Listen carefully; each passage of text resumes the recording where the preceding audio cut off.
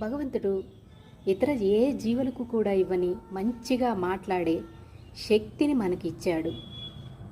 అయినా మనం ఏం చేస్తున్నాము? దానిని దుర్వినియోగం చేసుకుంటున్నాము. మనిషి అన్న వాడికి కాలం విలువ తెలుసు, డబ్బు విలువ తెలుసు, మనిషి విలువ తెలుసు, బంధాల యొక్క విలువ కూడా తెలుసు.